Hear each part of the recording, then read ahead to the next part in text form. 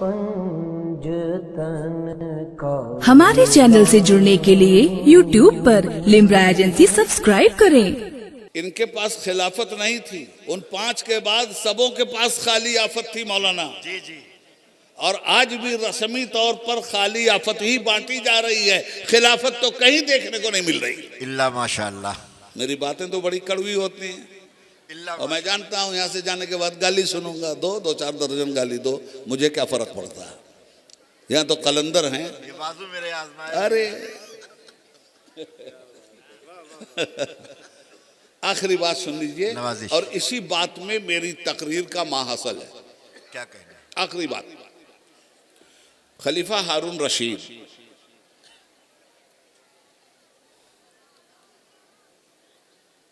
ने एक मर्तबा प्रोग्राम बनाया कि 7वें इमाम अहले बैत के मतले तहजीब पे चमकते हुए सूरज सुभान अल्लाह हजरत मूसा काजिम अला जद्दही अलैहिस्सलाम को जहर देकर कत्ल कर दिया गया। जे सल्तनते बनु उमैया से लेके सल्तनते अब्बास तक अल्लाह जाना क्या खौफ था अहले बैत मुस्तफ़ा से, इनको खौफ था। सबों ने एक ही कारनामा अंजाम दिया जी। हजरत अली के बाद इमाम हसन के साथ जो कुछ हुआ आप जानते हैं। हजरत इमाम ज़ैनुल आबिदीन के साथ तारीख पढ़िए, इमाम बाकिर के साथ, इमाम जाफर सादिक के साथ, सबको किसी न किसी तरह वक्त के जालिम हुक्मरानों ने तहे तेक किया है, चाहे कत्ल करके तहे तेक किया हो या जहर दे के तहे तेक किया हो। हारून रशीद के जमाने में क्यों डरते क्यों थे ये सब? अगर ये इस्लाम के नुमाइंदे होते ना, डरते क्यों? तो डरते क्यों? वाह वाह, कुछ तो है जिसकी पर्दादारी है। ये इस्लाम के नुमाइंदे लोग नहीं थे, ये बादशाहत के भूखे लोग थे। क्या किया उसने? सोचा जहर दे के मरवा दूं। क्यों? डर क्यों था अहले बैत से?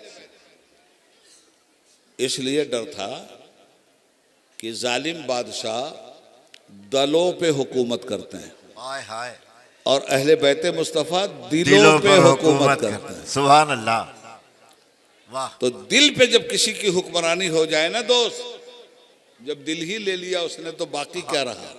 और ऐसे ही लोग तो इनकलाब लाते हैं, तब्दीली ऐसे ही लोगों के जरिए आती है। क्या बात। नतीजा क्या हुआ? उसके एक रिश्तेदार थे, सुन लो ये आखिरी बात कर रहा हूं, 5 मिनट में बात खत्म है मगर सुन के जाओ। उसके एक रिश्तेदार थे, उनका नाम था उमैर। शाही नाजो नयम में पला हुआ उमैर, मगर अकीदतमंद और मुरीद इमाम मूसा काजिम अला जद्दही अलैहिस्सलाम का। सुभान अल्लाह। और इस तरह के हजारों अकीदतमंद और मुरीद। गौर से सुनना बात। जब उन लोगों को भनक मिली तो पता ये चला कि ये सबसे पहले उनके फॉलोअर्स को मरवाना चाहता है, और जब वो अकेले हो जाएं तो आसानी से। अरे क्या हुआ था कूफा में जी? इमाम मुस्लिम हाथ थोड़ी लगे, मगर ये फॉलोअर्स हाथ लगे। जब भाग गए, मगर ये फॉलोअर्स वो नहीं थे। क्या बात है। जो ईमान के लिए अपनी जान दे देते। इनसे तो कूफा में हुकूमत ये कह रही थी, सोना ले लो लोहा दे दो, सोना ले लो लोहा दे दो। यानी हमसे सोना लो और ये तलवारें फेंको जो अहले बैत मुस्तफ़ा की हिमायत में उठा रहे हो। सोना ले लो लोहा फेंको। सब मुरीदीन इकट्ठा हुए इमाम मूसा काजिम के पास। कहा सरकार उसकी नीयत खराब है, अब हम लोग क्या करें? तो आपने कलम उठाया और कलम उठाकर दीवार पे एक बहुत बड़ा हर्फ लिखा। जानते हो हर्फ क्या था? जीम। अल्लाह। लोगों ने पूछा हुजूर हम क्या करें? कुछ नहीं बोले, एक हर्फ लिख दिया, जीम, अलिफ बे ते से जीम। कुछ लोगों ने इसका मतलब समझा जंगल। हजरत फरमा रहे हैं जान बचाने के लिए जंगल में चले जाओ। कुछ लोगों ने इसका मतलब समझा जबल। हजरत फरमा रहे हैं पहाड़ों की खोह में चले जाओ। ये जो बादशाह के रिश्तेदार थे उमैर, इन्होंने जीम का मतलब समझा जुनून। इतने अक्लमंद थे हजरत ये कि बादशाह परेशान था इनकी अक्लमंदी से। तो हजरत ने जब लिखा जीम तो इन्होंने समझा उसका मतलब जुनून, यानी हजरत ये कह रहे हैं उमैर अपनी अकल, तेरी अक्लमंदी तेरी गर्दन मरवा देगी, इसलिए अपनी अक्ल पर पागलपन का पहरा डाल दे, अपनी अक्ल पर पागलपन की चादर डाल दे, अपनी अक्ल पर बहलोलियत की चादर डाल दे। इस तरह उस शख्सियत का लक़ब हुआ बहलोल दाना। सुभान अल्लाह। थे ये दाना। दुनिया में कहीं ऐसा देखा है? अगर बहलोल होगा तो दाना नहीं होगा, मुतज़ाद है। दाना होगा तो बहलोल नहीं होगा। हजरत ये अकेले हैं जो बहलोल भी हैं दाना भी हैं। वाह वाह वाह। पागलपन की चादर ओढ़ ली, जंगलों में पागलों की तरह घूमने लगे, जमीन पे सोने लगे, पत्तियां उठा के खाने लगे। पागलपन। अब पागल को कौन मारे? साक़ितुल अक्ल पे तो नमाज भी फर्ज नहीं है भाई जी। अब ये हुआ कि पागल है छोड़ो, पगलवा पगलवा पगलवा छोड़ दिए गए। अपना इसी तरह पागलपन था। कभी कभार शहर में आ जाते थे तो ये बच्चे पागल को देखते हैं तो बच्चे क्या करते हैं? शोर मचाते हैं, पागलों के जरिए आ जाते हैं। पागल अजब तरह की हरकत करता है, बच्चे मजा लेते हैं। एक दिन सुनो, आखिरी बात है ये, 5 मिनट में खत्म हो रही है बात। ए भाई सुन लो भैया भैया भैया भैया एक मिनट 5 मिनट में बात खत्म हो रही है। सुनो सुनो सुनो, सुन लो अच्छी तरह से। इधर देखो मेरे भाई, जाने दो, गुस्सा थूक दो। सुनो, 5 मिनट ले रहा हूं बस, 6ठा मिनट नहीं लूंगा। ये एक दिन, अच्छा पागल क्या करता है? बड़ बड़ बड़ बड़ बड़ बड़ बड़ इधर उधर उधर हरकतें तो करता है। मगर सुनो, एक दिन ये क्या किया इन्होंने, ये गए अब बादशाह की कुर्सी बैठ गए। अब सिपाहियों ने देखा पगलवा तो आके कुर्सी पे बादशाह की बैठ गया। पकड़ के खींच के उतारा, ले कोड़ा देख कोड़ा, ले कोड़ा देख कोड़ा, बादशाह की कुर्सी पे बैठा। थोड़ी देर मारा, बादशाह भी आया, मुस्कुराने लगा। बादशाह ने पूछा क्या हुआ बहलोल?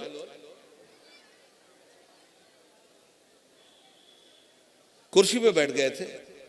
कहा हारून सुन, 2-4 मिनट तेरी कुर्सी पे बैठा हूं, इतने कोड़े पड़े, तो इतने कोड़े, तो जिंदगी भर जिस कुर्सी पे बैठेगा तुझ पे कितने कोड़े पड़ेंगे। क्या कहने हैं, क्या नसीहत है। सुभान अल्लाह। वाह वाह। ऐसे बोल जाते थे वो। जी जी। खैर पागल है, छोड़ो, कुछ भी बक रहा है। मगर दीवाने की नजरों को जहां देख रहा है, दीवाना खुदा जाने कहां देख रहा है। एक उनका है दीवाना जो खारों से गुजरता है, दर दर के लगे ठोकर गिर गिर के संभलता है। क्या कहने, सुभान अल्लाह। एक दिन जंगल से आ गए साहब और आके रोड पे बैठ गए। मजमे ने घेर लिया पूरा रोड। बादशाह की शाही सवारी निकली उधर हाथी से। हाथी पे बैठा हुआ आया, देखा रास्ता ही बंद है। पूछा कैसा जम्मे गफीर है, क्या तमाशा है ये? तो सिपाही उनका सरकार कोई तमाशा वमाशा नहीं, पगलवा जंगल से निकल के आके रोड पे बैठ गया है, लड़के तमाशा देख रहे हैं। क्या बात। बादशाह उतर गया सवारी से और हारून पहुंचा करीब, तो देखा हजरत बहलोल दाना एक इतना बड़ा टुकड़ा पत्थर का लिए हुए हैं हाथ में और जमीन पे खींचमतानम कभी इधर खींचा कभी इधर खींचा कभी इधर खींचा, खींचमतानम मचाए हुए हैं। तो बादशाह हंसा, उसने कहा बहलोल क्या कर रहे हो? ये देखा और पब्लिक को देखा। कहा बता दूं क्या कर रहा हूं? कहा बता।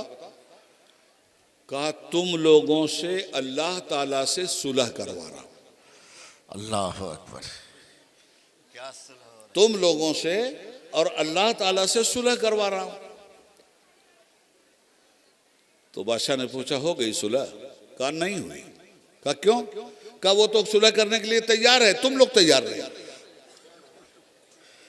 वाह वाह, वो सुलह करने के लिए तैयार है, तुम लोग तैयार नहीं हो, तो सुलह कहां से होगी? जब दोनों फरीक तैयार हो तब ना सुलह होती है जी। तो वो तो तैयार है सुलह करने के लिए, मगर तुम लोग तैयार नहीं हो सुलह करने के लिए। हंसी में उड़ा दी गई बात, चल दिए लोग। एक 15 दिन के बाद बादशाह सलामत शाही कब्रिस्तान से गुजर रहे थे तो देखा एक टूटी हुई कब्र के पास हजरत बहलोल दाना बैठे हुए हैं। क्या बात है, वाह। पहुंच गए, देखा फिर वही हाथ में पत्थर, वही खींचम तानम। पूछा बहलोल यहाँ टूटी हुई कब्र के पास बैठ के क्या खींचम तानम कर रहे हो? कहा बादशाह जगह बदली है मैंने, काम वही कर रहा हूं, अल्लाह ताला से और इन लोगों से सुलह करवा रहा हूं। तो कहा हो गई सुलह? कहा ना नहीं हुई। कहा क्यों? अरे कहा कल जब करवा रहा था तो तुम लोग नहीं मान रहे थे, वो मान रहा था। आज करवा रहा हूं तो तुम मानने के लिए तैयार हो, अब वो मानने के लिए तैयार नहीं। क्या कहने? इसलिए मुसलमानों इस तकरीर का पूरा हासिल ये है कि आज ले उनकी पनाह, आज मदद मांग उनसे, आज ले उनकी पनाह, आज मदद मांग उनसे। कल ना मानेंगे कयामत में अगर मान गया, उन्हें जाना उन्हें माना, न रखा गैर से काम, लिल्लाहिल हम्द में दुनिया से मुसलमान गया। पूरी तारीख का निचोड़ ये है कि मुसलमान बनो, मुसलमान बनो, मुसलमान बनो, अल्लाह के वफादार बनो, अल्लाह के वफादार बनो, अल्लाह के वफादार बनो। आखिरी बात यह है कि आपसे किसी ने ज़बरदस्ती कलमा नहीं पढ़वाया है, आप अपनी मर्जी से कलमा पढ़ के मुसलमान हुए हैं। तो सिर्फ कलमे ही तक का मुतालबा आपसे नहीं है, बल्कि आपसे मुतालबा यह है, क़ाल नबी सल्लल्लाहु अलैहि वसल्लम, फरमाया मेरे मुस्तफ़ा ने, बुनियल इस्लाम अला खम्स, मुसलमानों पर 5 चीज़ें फ़र्ज हैं और इस्लाम की बुनियाद यही 5 चीज़ें हैं, कलमा तौहीद, नमाज, रोज़ा, हज और ज़कात। जो ही आप कलमा पढ़ लेते हैं कहीं ना कहीं से मस्जिद से आज़ान की आवाज़ आती है, अल्लाहु अकबर, अल्लाहु अकबर। अब आपने दावा किया है अल्लाह रसूल को मानने का, तो दलील भी आप पर लागू होगी। दलील देकर साबित कीजिए कि कलमा पढ़ने में आप मुखलिस हैं। मुखलस बनना तो बहुत मुश्किल बात है, कम से कम मुखलिस तो बन जाओ। कलमा पढ़ के जो ही अजान की आवाज़ आई मस्जिद की तरफ दौड़ो और सजदे में सर के रखो और कहो ए परवरदिगार, हम तेरे गद्दार मुसलमान नहीं हैं, हम तेरे वफादार मुसलमान हैं। कलमा पढ़ा था, ये दावा था हमारा, सजदा कर रहे हैं, ये दलील है हमारी। क्या कहने, सुभान अल्लाह। रब्बुल आलमीन से दुआ है कि परवरदिगार मुझ जैसे कमील तेरे बंदे ने जितनी बातें तेरे बंदों से कही हैं, इन बातों में जो कुछ हक और सच मेरे मुंह से निकला वो तेरी तरफ से है, और जो गलतियां हुई होंगी वो मेरी कम इल्मी कचफहमी का कसूर है। इसलिए ऐ अल्लाह, आखिर में तेरे बंदों को गवाह बनाकर हमेशा की तरह आज के इस इजलास में भी मैं अपनी हर तरह की गलती से, चाहे वो तकरीर की गलती हो, कुफ्र से, शिर्क से, बिदत से, खुराफात से, गुनाह कबीरा से, गुनाह सगीरा से, या अल्लाह तेरे बंदों को गवाह बना के तौबा करता हूँ और पढ़ता हूँ अशहदु अल्ला इलाहा इल्लल्लाहु वहदहु ला शरीका लह व अशहदु अन्ना मुहम्मदन अब्दुहु व रसूलुहु। खूब की शैर चमन फूल चुने शाद रहे, बाग़बां जाता हूँ गुलशन तेरा आबाद रहे। वस्सलामु अला मन इत्तबल हुदा। खुदा हाफिज़। सलामु अलैकुम व रहमतुल्लाहि व बरकातुहू।